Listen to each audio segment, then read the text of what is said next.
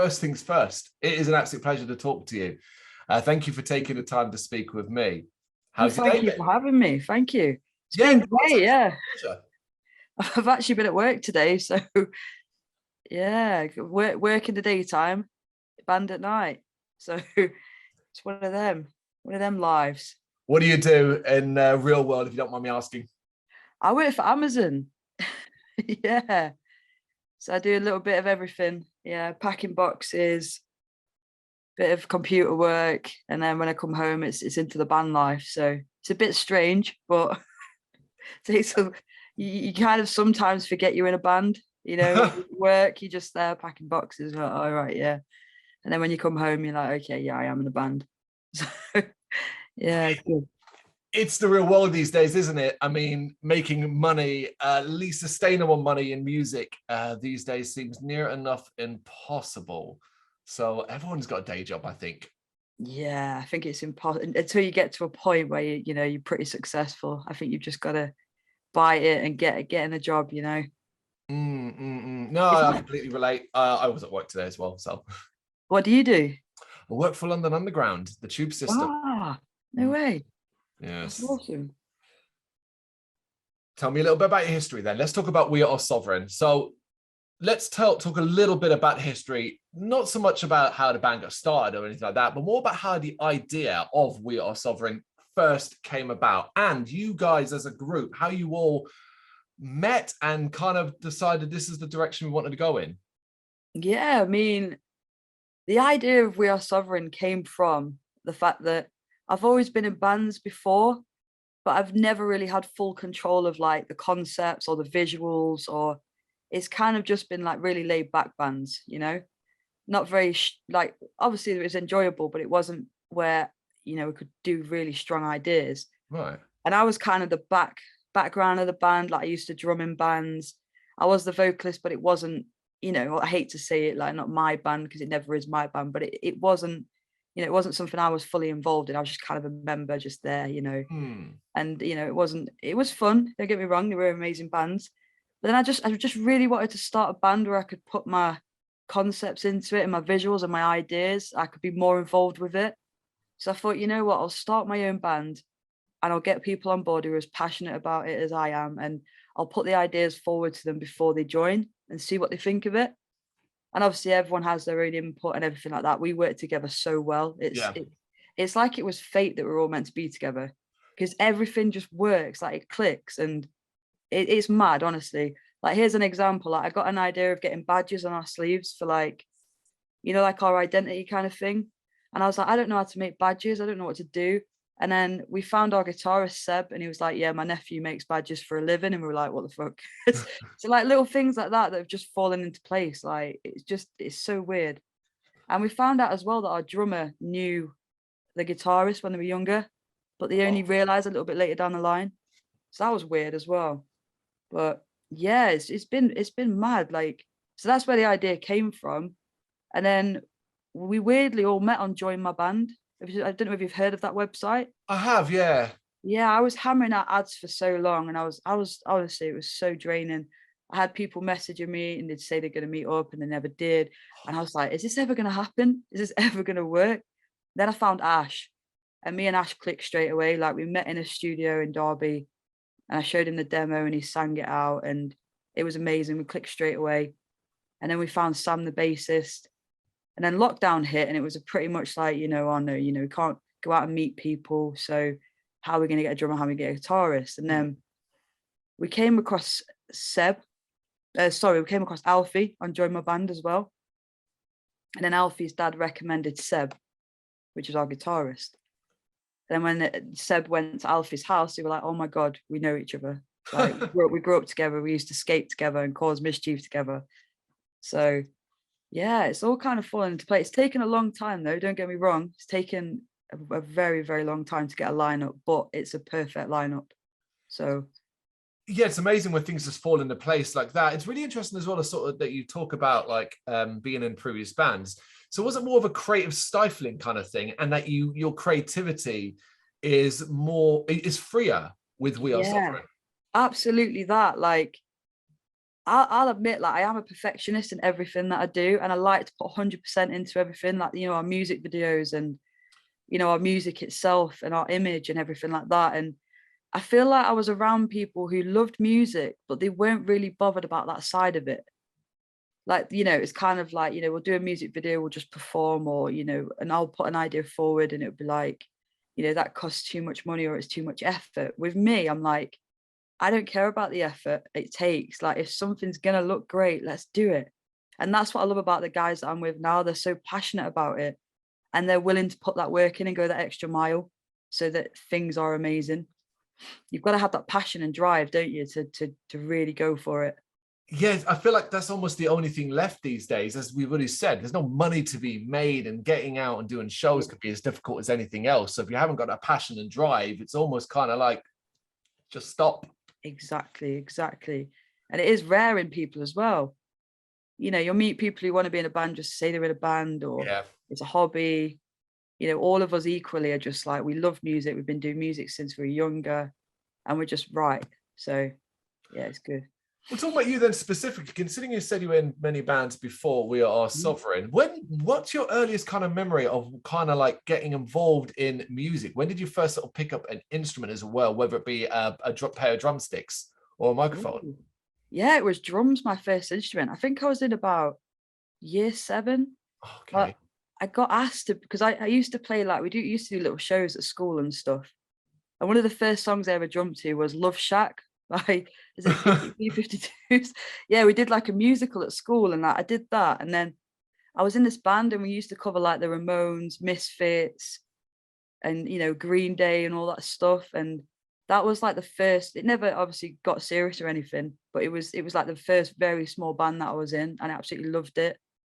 And then I went to college and I met one of my best mates called Aaron. I was in another band. I used to drum and scream.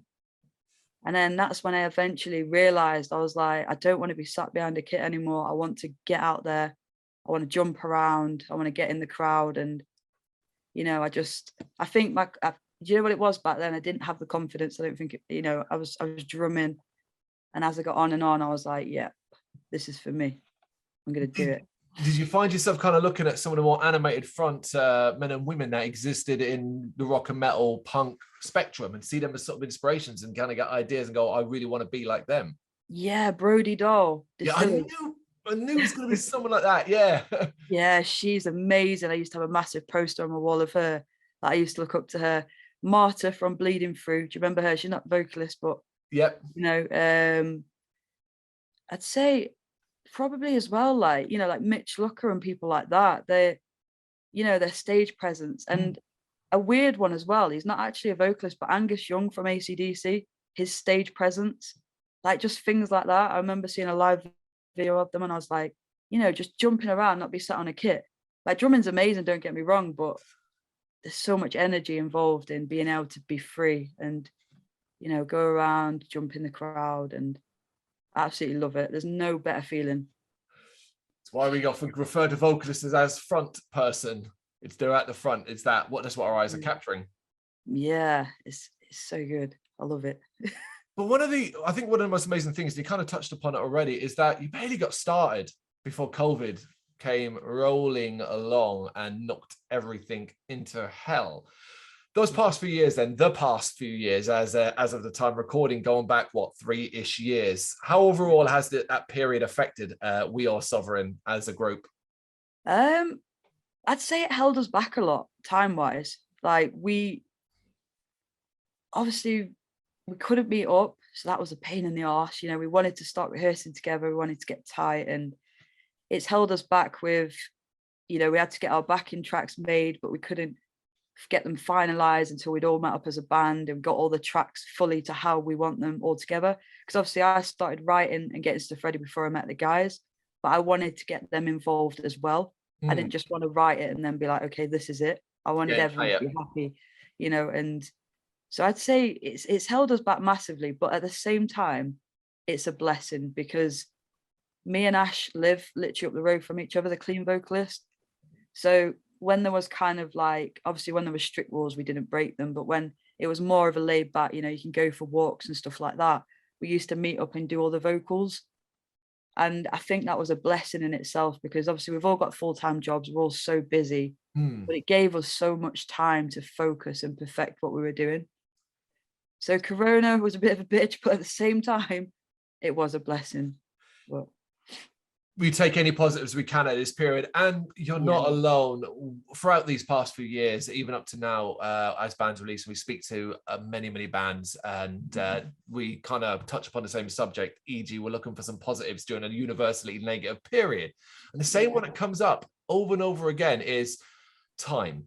Whether it be time to perfect an album, time to perfect a release, or just time to sit back and find who you are, relax, and just enjoy the forced downtime.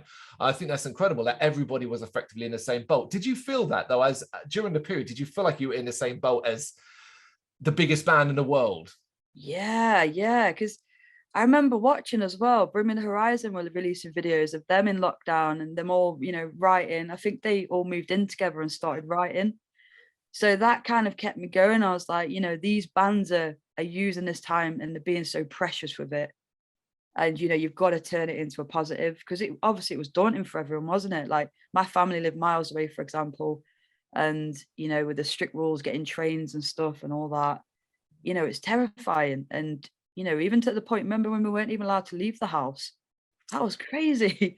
I remember being stood in the garden with my headphones in, just looking out like I'm actually trapped. It was so weird. But yeah, it definitely, I think a lot of bands are in the same boat, but I think it definitely did produce some beautiful things from bands. We've Like still Bring Me the seen Horizon, that, I Parasite think. Eve, that was inspired by lockdown, wasn't it?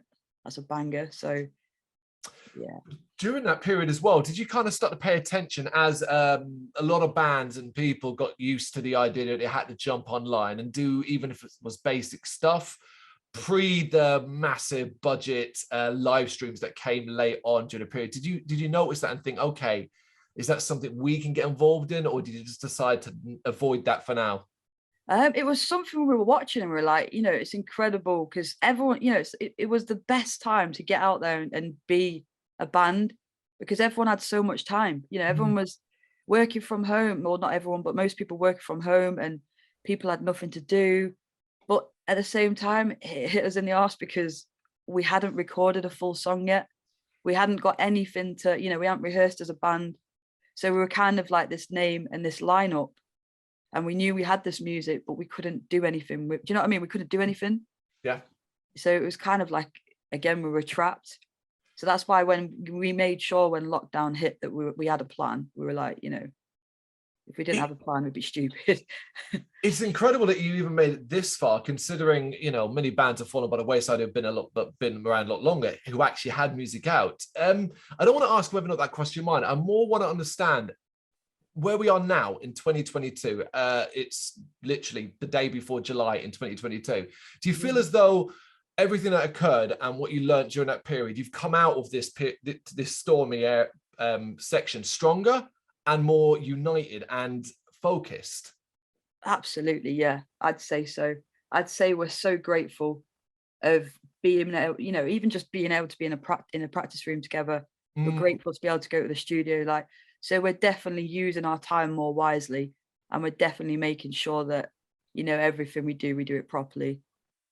Like, well, one of them bands as well is we don't like to rush things as much as things would be amazing. We'd love to drop a single every week. Of course. We'd love, you know what I mean? We'd love to do everything, but we want to make sure that everything we produce is 100%, if you know what I mean. Well, of course, nostalgia, acceptance. Been out for a few weeks now. The positive reaction to it, has that taken you by surprise? Yeah. Why? Absolutely. I think we're proper critical to our own work, which you're going to be as an artist. Like, when you release a song, it's so daunting because you don't know if people are going to hate it. You don't know if people are going to watch your video, and you sat there like, okay, here we go. It premieres and you're like, right. I don't check it for a little bit. I'm like, no, I'm going to leave it alone. Right. I'm going to calm down. I'm just going to go and have a coffee, and I'm just going to see how things go. But yeah, it did take us by surprise. And I was worried as well about, the little things I put in the video. Are people going to get it or not? Right. Are people going to understand it? That's another thing you worry about, but definitely taken aback by the reaction we've got. but pleased at this stage, right? Because it has Yeah. had, well, from what I've seen, predominantly positive comments and reactions to it, and particularly on your social media platforms and places like that, where the comment sections can often get quite messy. Yeah. Yeah, it's been amazing, the reaction. I'd say we get more of a reaction on TikTok as well, weirdly.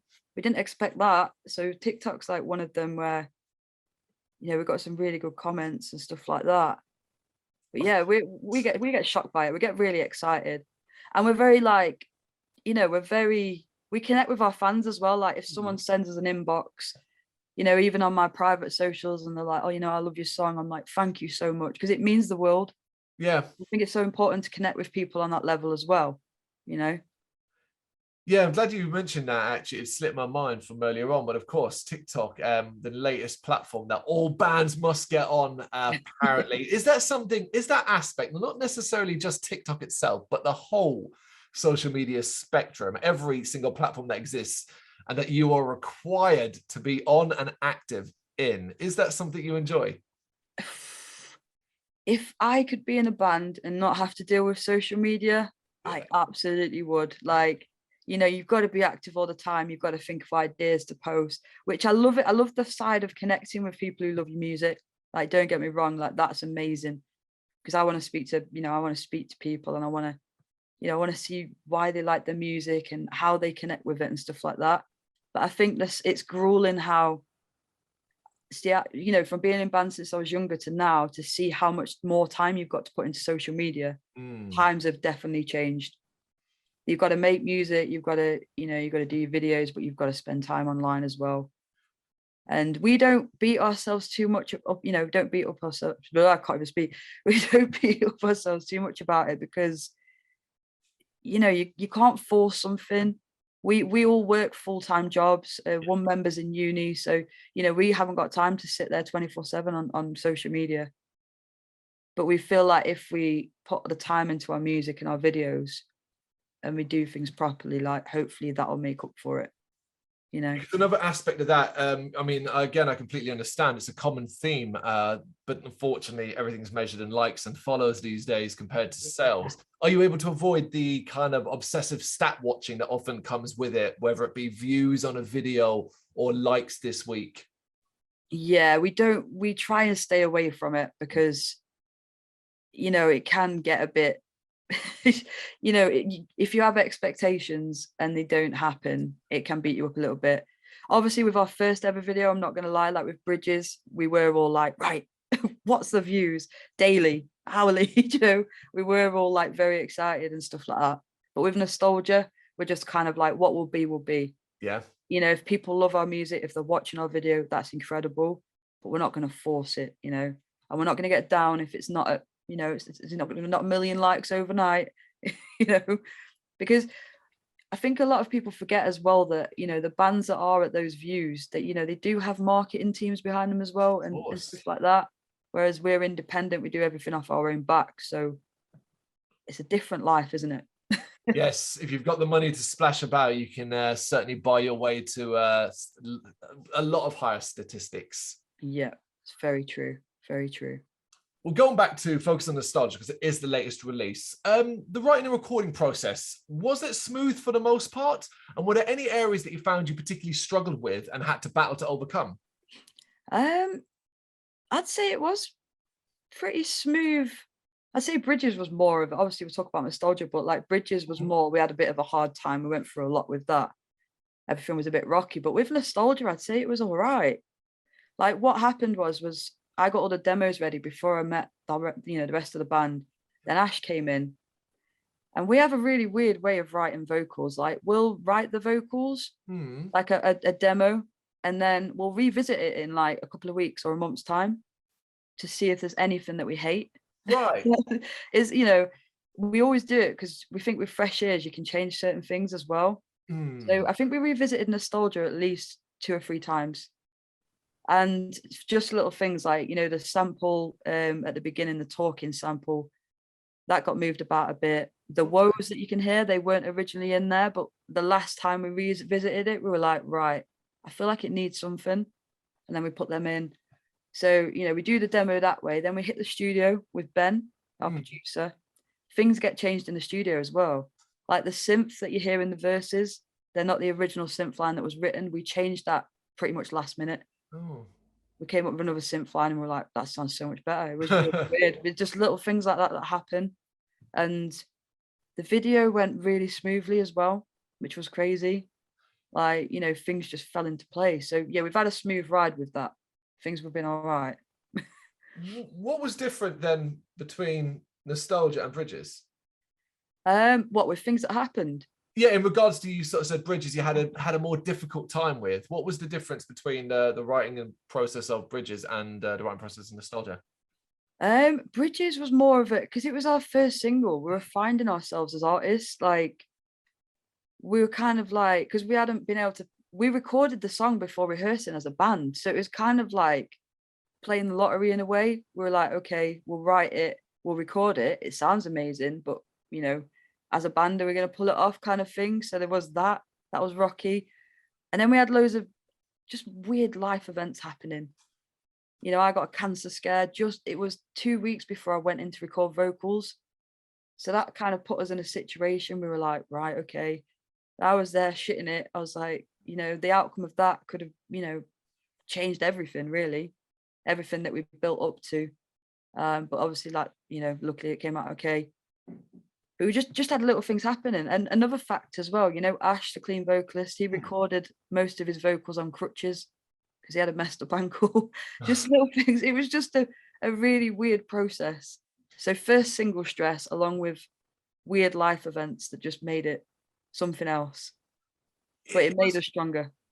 Yeah, absolutely. It's an incredible set of events, but you must also feel this incredible sense of satisfaction that you obviously had such a difficult experience on Bridges, but still managed to put out what you did.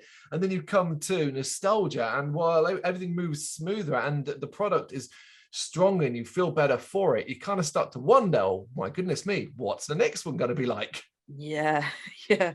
No, it's been amazing to see the progress as well. We're really excited for the next one. We're actually recording it next week. Really? Okay. Yeah, because 10th of July. I was naturally going to ask about things going forward and what you were able to talk about or willing to talk about as the future. We look towards the future. No, yeah, we can tell you some little things. So we're doing the video on the 10th of July.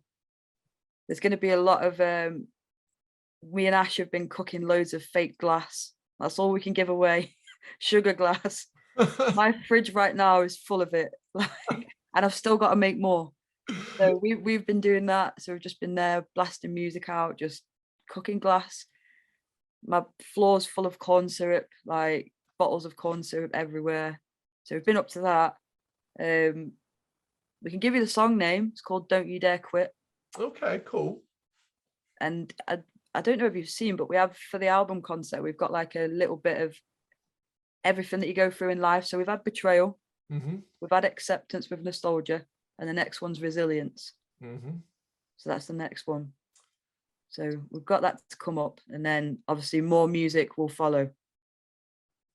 It is an incredibly exciting time. It's awesome to hear that you have so much in the works, because obviously you keep them busy as well, as much as you possibly can with the day jobs. One of the things I think people really need to know about you guys, We Are Sovereign in general, is that you're an incredibly open band. Something that is becoming a little more prevalent in modern music, but is still not the easiest for many to do, many to accept, and many to hear. How important is it for you to be not only relatable, but deliver the honesty that we hear in your music? It's so important. Like for me, I'm such an open person, and we all are. Like we're very like, if we've got opinions or thoughts, we'll say it, we'll address it, and obviously we'll do it all very respectfully, but we're very open about everything. Like, you know, with me, with my sexuality and what I've been through, I'm open with that.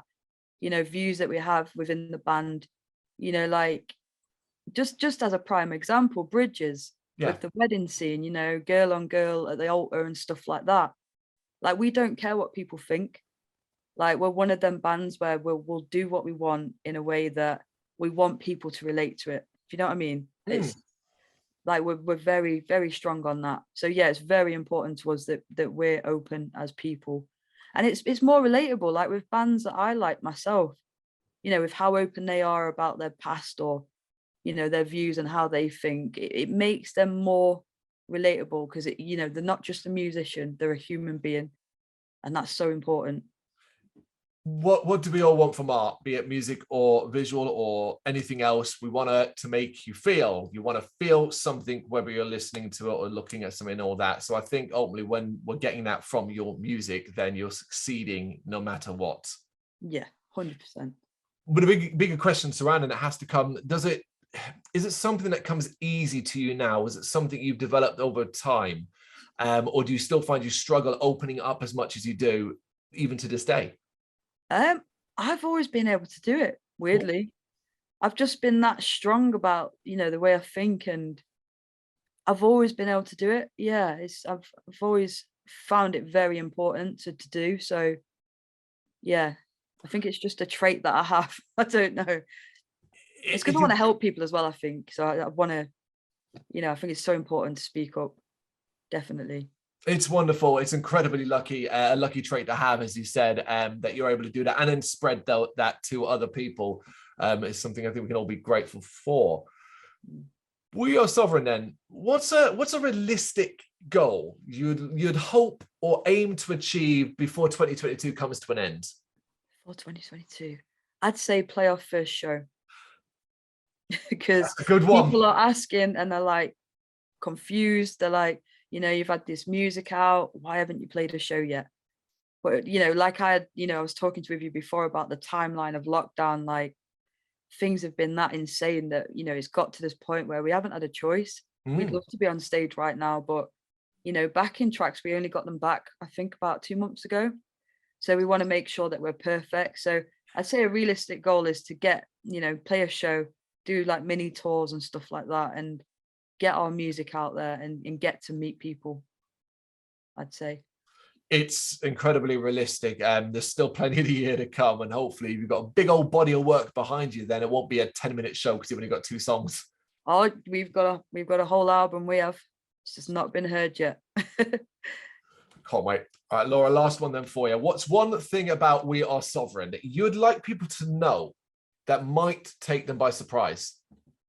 Ooh, that might take them by surprise. The Bridges Burnt, Lessons Learnt video, you know, the performance. That's the first time we ever performed as a band. Ever. Wow. As a full band. Yeah. It's mad, isn't it? That's the first time we're all basically positioned as a band, because we literally filmed it right after lockdown. So yeah, we just went for it. And that was the first ever time. It's awesome that you're going to have that visual reminder of that many, many years down the line. It's an incredible moment, and you'll be able to look at that and always remember in a decade or 20 years further down the line, hopefully, and go, wow, that was then, look at us now. Yeah, definitely. Yeah. It's weird even watching the video now. I'm like, even just image-wise, how we've all changed. Probably not myself, you know, I've had the same hair for years, but like all of the rest of the members, everyone just looks so different. And it's not even a year, is it? It's not even been a year yet. So time flies when you can't do anything. Oh yeah. True. Laura, thank you so much for taking the time to do this. I really appreciate it. No, thank you so much for having me. Really appreciate it. It's been a really good interview. I like your questions. It's been cool. I hope in a year or two we get to do this again when we're talking about an album or a bevy of live shows. Yes, definitely. And what area are you from? London. If we do a show near you, we'll hit you up. You'll have to. It's the capital. You'll come this way. Everyone comes this way eventually, so you'll have to. Yeah. we'll hit up and we'll go for a beer. We'll all meet up. Absolutely. Yeah, that's it. That's all I got for you. So yeah, enjoy the rest of your evening. Thank you, and shout out to the rest of the guys: Ash, Seb, Alfie, Sam. Because obviously it's just me. But yeah. Shout out. But yeah, thanks for having me, mate. Appreciate it. Thank you very much for watching. You can check us out on gbhbl.com as well as on Facebook, Instagram, Twitter and Tumblr.